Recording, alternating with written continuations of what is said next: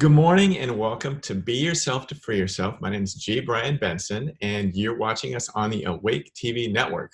I hope your new year is continuing to evolve in a good way and you're gaining self-confidence and awareness and you're having some fun. Today, I have a friend on, and we're going to talk about her book as well as just kind of, well, the theme of today's show is going to be living a passionate life at any age. And I've been a really big proponent of trying to be the best version of myself most all of my life. And I'm in my early 50s and things are changing a little bit. I'm glad I learned some of the things and implemented some of the things that I incorporated early on so I can kind of take them down the road with me. And for those of you who might just be wanting to learn more about some ways to live healthier, whether it's nutritionally or exercise or emotionally, we're going to talk about a little bit of that today and hopefully give you some ideas. And let's get going. My guest today is Dr. Mara Karpel. I hope I pronounced your last name correctly. I say Dr. Mara Karpel. Oh, God. Well, I just totally flubbed it up on all accounts. Great. Dr. Mara Karpel. Thank you for correcting me. That's something I should have done prior, and I know better than that. I'm blushing. I'm going to read a little bit of a bio about you so our readers can get a better sense of who you are and what you're doing. All right. Okay. Dr. Mara Karpel is author of the internationally best-selling book, The Passionate Life, Creating Vitality and Joy at Any Age, which I have right here, and it's fantastic, and it's thick, and there's all kinds of amazing stuff in there. She's a licensed clinical psychologist. She has worked with adults of all ages for over 27 years, with a specialty of working with older adults and caregivers. In addition, for the past several years, Dr. Mara has been evaluating veterans for service-connected mental health conditions. She's a public speaker, on air for the past 8 years as host of the internet radio show, Dr. Mara Karpel in Your Golden Years, which I've been a guest on before and had a really nice time. And as well as a contributor to Huffington Post and Savannah East. Born and raised in New York City, Dr. Mara currently resides in the live music capital of Austin, Texas, which I've always wanted to go and visit. I will. It's on the bucket list. Where she's been enjoying the music and following her dreams and is now the passionate living motivator for Compassionate Austin. Before I start our conversation, tell me exactly what that is. I'm not sure yet. I just joined. Oh, okay. Well, okay. So Compassionate Austin. Yes, what is Compassionate Austin? It's a group in Austin that I guess is affiliated with a global group that does kind of the compassion games. And I think the person who started all of these local compassionate groups around the world is actually in California. And I was contacted by someone here who is the director of Compassionate Austin. And it's a group that just tries to create more compassionate things here in Austin. They have connected with the city council, the Austin City Council, and they is there a particular age range that it or does it encompass kind of everything? I mean, because I can imagine, that's important for all ages. The reason I sound so amazing about this is they contacted me and said, would you be a member and would you be one of the leadership members? And you just have to keep on doing what you're doing because you write about passion and you speak about passion on your radio show, and that will be enough. Plus, once a year, they have a big gathering where people speak about compassion in all different ways, dealing with homelessness and feeding the hungry and all different ways, once a year at Houston Tillotson College here in Austin. Wow, nice. So I can see that would, I don't know if it doesn't sound like maybe they've honed it, but I can see where that would be really valuable for like middle schoolers, just to start getting people to treat nicer at that age where it's so so crucial, and it can be so hurtful when, you know, people are I think mistreated. teachers in the group, I think it really, they encompasses people from all different fields. Yeah, good. Awesome. Well, congratulations. Thank you. Yeah, of course. Tell us a little bit about your background. Okay, so as you mentioned, I'm a psychologist, and I've been practicing for now almost 28 years, I think. It's hard to believe. You started when you were 10. It started when I was 10, exactly. Me too. I was 5. So, and I went to graduate school at Syracuse University, and I received my PhD in clinical psychology in 1992. And then my specialty in graduate school was working with older adults. So I worked with younger adults as well. And then, but at that time in 1992, very few people were working with older adults in my field. So that was just like an open area, and I really loved older people. So I just kind of walked right into that. And for several years, I worked in large nursing homes around New York City. And was promoted very quickly at a young age to, because I was the only psychologist who had training in geriatrics, to run psychology programs in all the different nursing homes that I was contracted to. So I was good at at that point, I was good at the geriatric work. I was very young to be trying to boss around other psychologists. So yeah, they didn't probably like that. Who are you? Yeah. So I did that for 8.5 years, and then moved to Austin, Texas, and have been here for almost 17 years.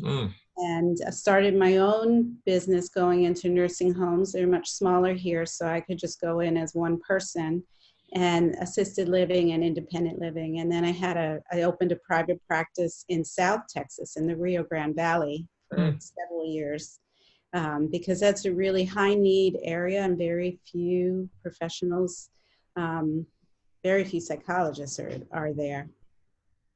And now I'm in Austin most of the time, and spend my day job is evaluating veterans for PTSD and other service-connected conditions, as you mentioned. And I have had this radio show, my radio show that you mentioned, Dr. Mara Carpel in Your Golden Years, for 8 years, 2 years on local Austin radio, 6 years on the internet. And then wrote this book and found my passion, really. So wow, that's awesome. You know, I really loved working, and I love being a psychologist, and I always have. I kind of felt like I was born to do that. And when I decided in college that that was going to be my career, it was kind of like there was no way to talk me out of it. Like, you're going to go to graduate school forever. You're going to be, I mean, my PhD, I had to go for a master's and PhD, and it took me 8 years after college. Wow.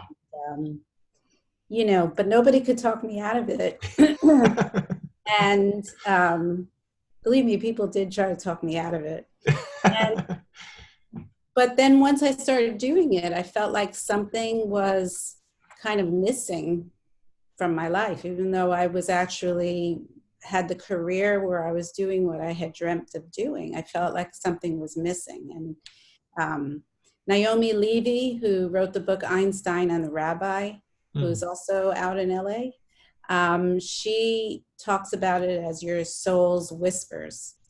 And so I kept hearing this whispering, basically, that would wake me up during the night feeling like something else wasn't happening. And sort of went on this journey to figure out what that was, what I really wanted to do, continuing to be a psychologist, but incorporating something else into it. And that was creativity. Well, creativity, I think, is just the most important thing that we can do. I mean, it's connecting to God, source, the universe, whatever you want to call it. And it just brings us so much fulfillment. And peace of mind. It's a meditation, you know, and I know how important creativity has been for me. And as you mentioned, listening to your soul whispers, you know, I did that 10 years ago when I left my family business, and I had no idea where it was going to lead. I think you had a little bit better idea, but I just kept following them, and one thing led to another, and voila, here I am. Right. But both the soul whispers and creativity have just made me who I am. Listening Yeah. to them. Yeah. We really do need to listen to them. For a long time, I kept trying to just go back to sleep and ignore it. Yeah. You know, it's uncomfortable. Yeah, It's it really is. uncomfortable. Even there's a quote that I'm not going to be able to repeat it right now, but it's by Anaïs Nin. I think I pronounced her name right, but it has something about like, you know, the fear of staying where you're at is stronger than the fear of stepping out into the unknown or something like that. And, you know, that's what it was for me. You know, I couldn't do it anymore.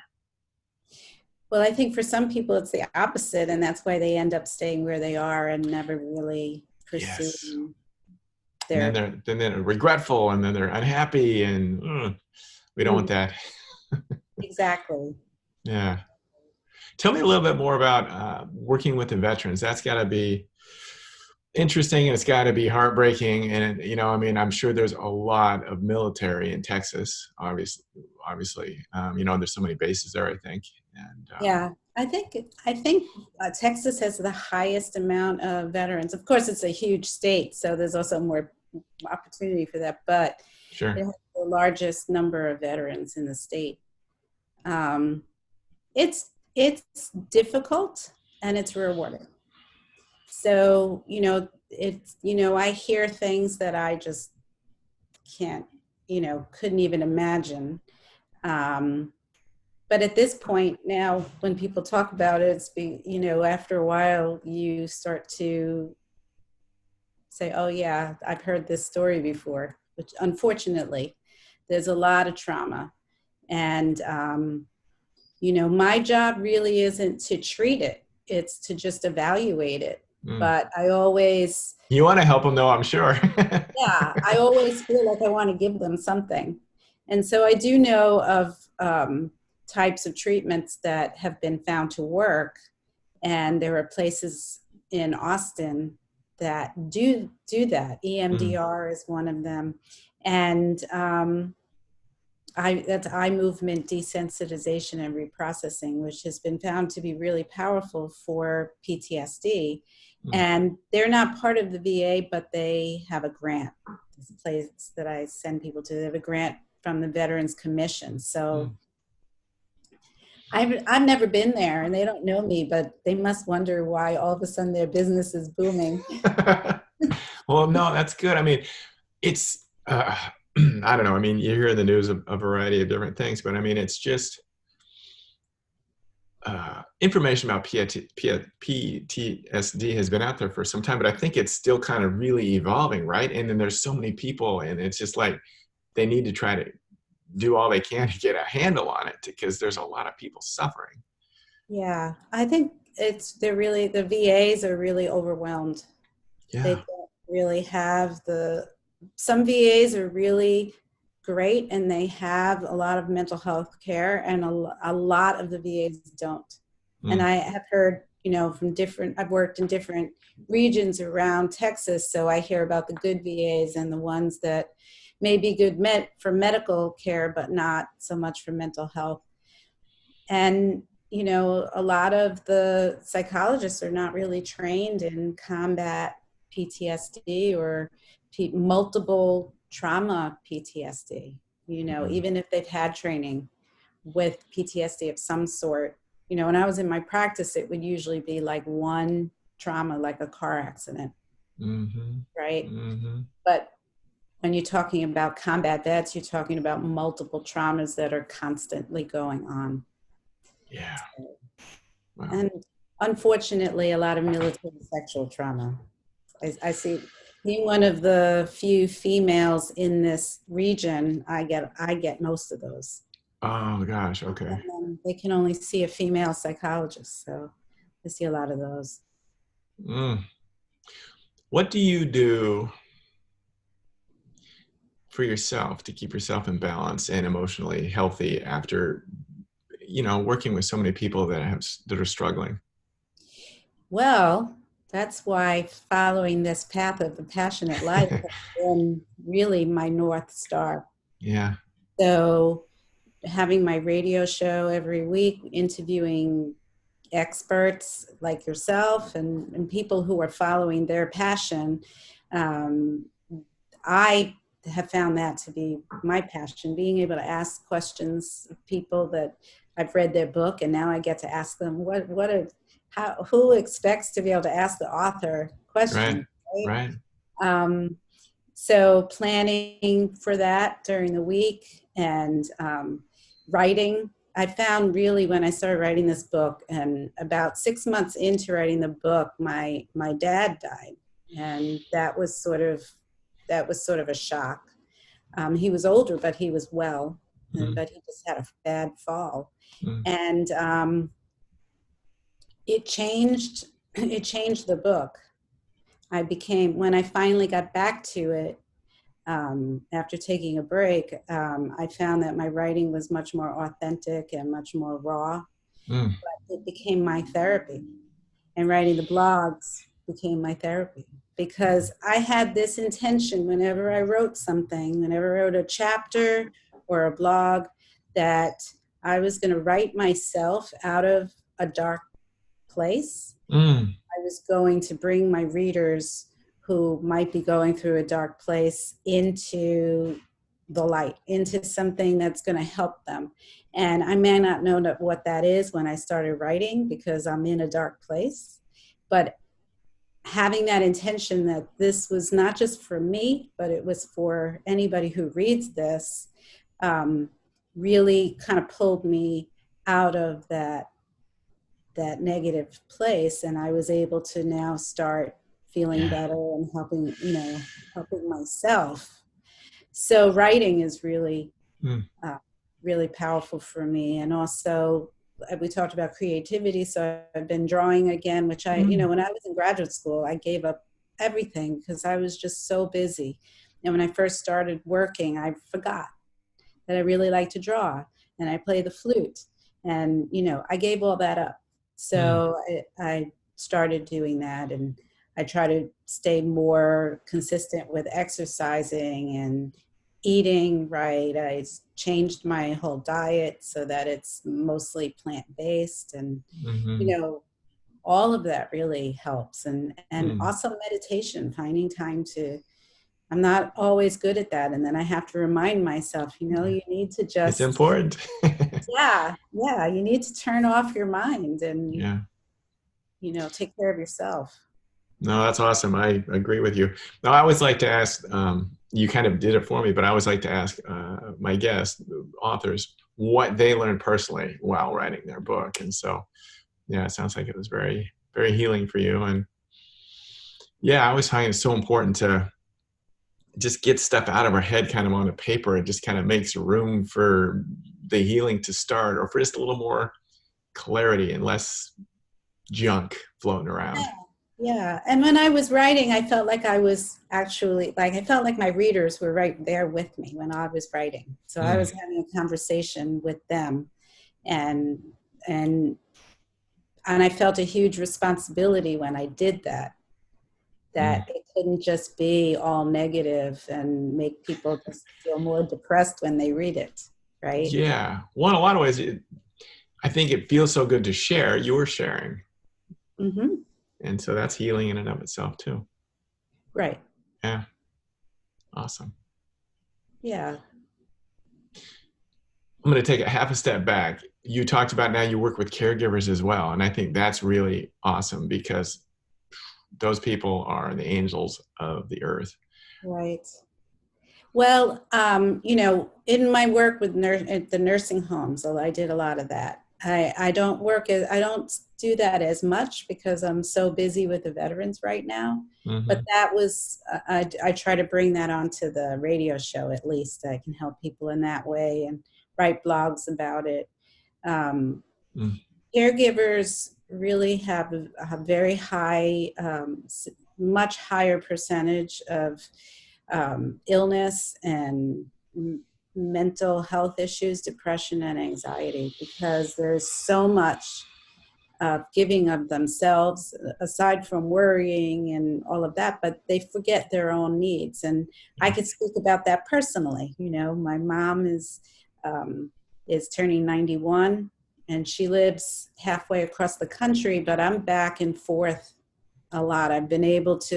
I work my schedule so that I can go and visit her quite a bit. I speak to her every day. I deal with things long distance. I have a brother who's there, and so I know that he's there for like the emergencies right there. Mm-hmm. But, you know, when there's an emergency, you forget about yourself. You just put aside eating well, sleeping, all of that goes out the window. Yeah. And it's really important to take care of yourself, or else you're not going to be there to take care of that person. Absolutely. Yeah. Nice.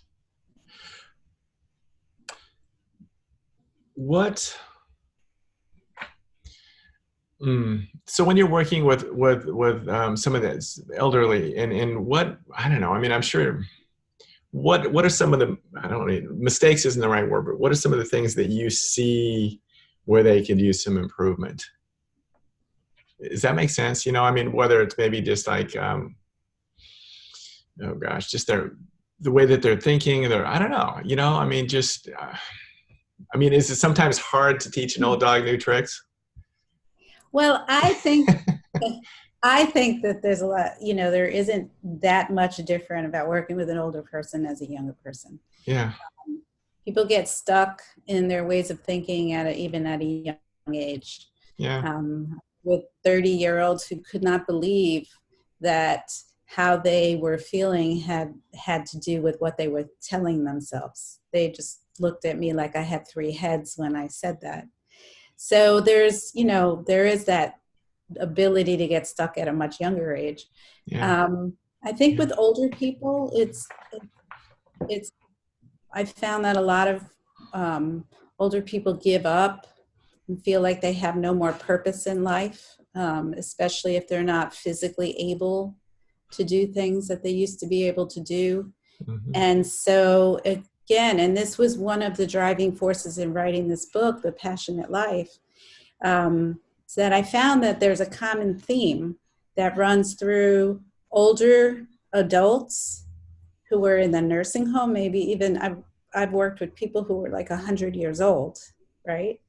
Young adults who came into my practice at like 30, 35 years old, veterans with PTSD, myself, friends that I've spoken with. The common theme is that everybody wants to feel that they have meaning and purpose in their life. And if you can find something that feels purposeful, that you're giving back to the world in a compassionate way, that's why compassion's so important to me. Mm-hmm. If you can give back to the world to something that's bigger than yourself, at the same time that you're feeling like you have a gift that you're giving, that you have found your unique way of doing it, that you really love to do it, then you're more resilient to everything in life. You're more resilient to being 100 years old and not being able to walk or whatever. So gives you a purpose to live. Absolutely. And the purpose could be a reason to live, excuse me. It's kind of what I meant. Yeah. A reason to live because you're doing something in the world that has a purpose, that people really look for, that they're excited that you're there. And, that's everything. So, I had a woman I saw in a nursing home who was always depressed, and she had a long history of severe depression. And now she was kind of younger than the other residents. She was in her 70s. She wasn't really elderly, but because of her emotional state, she had really she needed a lot of care. And every time I saw her, she said she was depressed. And so I told her there's an artist who comes in once a week who teaches an art class, and I like to take it. I was taking it. That was during my exploration of my passion. I was taking my lunch break at that time and taking his art class with all the residents that were there. Mm. And I said, I'm going to be there at 1 o'clock. Why don't you meet me there? And she said, oh, I can't even draw a straight line. I promise you, he's not going to ask you to draw a straight line. You don't have to do that. She said, you're gonna be there? I said, yeah, I'm gonna be there. I'm gonna be drawing too. Why don't you meet me there? So she did. And she loved it. And he said to her, wow, you're really talented. And she had never thought of herself as talented at all. And from then on, like, I didn't need to see her anymore, because after a few more sessions, she was in a great mood. She was really excited. They were going to be showing her artwork at gallery. Oh, wow. So just having that, and it could be as simple as having the goal of making your table mate happy every day and smiling at your table mate, talking to someone who's feeling depressed, or helping your neighbor, or saying something nice every day, making a point of having a random act of generosity every day. That can bring passion into your life, even if you're 95, even if you're in a wheelchair, doesn't matter. And if you know that that's bringing joy to other people, that's what makes the difference. Yeah, I remember I was really lucky. On my mom's side of the family, all the women lived very long. I have a picture of a generational shot of my great-great-grandmother holding me as a baby. And so I think she was like 96. And then my great-grandma lived to 96. And my grandmother had an accident and died at 89, but she would have lived longer. But I digress. But my great-grandmother, I got to know her until I was almost 30 years old. And that was really wonderful. And she just had such a sunny disposition. And the last couple of years, she was at an assisted living place. And so I would go visit, and just, I don't know, she was just so at peace with who she was. And she just had a smile on her face and just brought everybody else up. It's just really, it just makes you feel so good. I mean, gosh, someone, who's just, I don't know, at the end of their life, just not really, I don't know, just being just so happy for just being alive and just, sharing and just themselves. It was just a wonderful lesson and reminder. And yeah. And it's not always the case. I know a lot of people are unhappy. I mean, and they're struggling and they miss their loved ones. Yes. And they don't have family visiting them and stuff. And so that the opposite end of the spectrum. It's definitely not always the case. But when people are doing that, even if they don't have family members, if they know that they're making the staff happy. Yeah. It's not, you said it's a difficult job being a caregiver. So the staff is really stressed out. And when they have a resident who's smiling and asking how they're doing, it changes their day. And if the resident knows that it's doing that, then it brings purpose to their life and they feel good and they're not depressed anymore. So it's a cycle. Yeah. When I used to work in the nursing homes, some of those nursing homes are not very nice. And I would feel kind of, overwhelmed and very sensitive to my environment, even if I didn't live there. And when I would see residents in the hallway and they would smile and how are you doing? It made me feel really good. It changed my day. Yeah. So they have a lot of, they need to know that they have a lot of power to still give their gifts to the world. Yeah. Their soul is a gift. Yeah. Oh my gosh. Yes. Yeah. It's such, I think, everybody should go visit a nursing home and just get a little smack in the side of the head and say, look, you're worrying about a bunch of stupid things and you're getting caught up in stuff that is just wasting your time. Just get grounded for a second and just see what it's all about. Yeah, you're right. Yeah. Wow. Thank you. Tell us, tell our viewers how they can find you and a little bit more about all the different things. I know you already kind of mentioned some of the stuff that you're doing, like your show and such, but just give us some ideas where we can find you doing those. Okay. Well, one of the things I want to let everybody know is that Yeah. Austin, Texas has a South by Southwest Music Festival, which I'm sure everybody has heard of. Yeah. I'm going to be in it. I'm not going to be playing any music, but I'm going to actually be doing my show on the stage, interviewing the guests, and doing all of the things that I do on my radio show. Wow. So now when is that going to be? What's that? When is that going to be? It's going to be March 20th, and it's going to be at the Backstage, which is a music venue in the back of El Mercado Mexican restaurant on South First Street. Cool. Congratulations. Yeah. So that'll be, I'll be posting about that. I think it'll be at 7. All the details are just being worked out right now. The producer of my show, Art Mendoza, who has Accomplice Entertainment, is going to have 2 days there, Friday and Saturday, the 20th and the 21st. So my show is the first one to start it off. And then there'll be music the rest of the night. And then the next night, he's going to do his musical show, and there'll be music that night. So cool.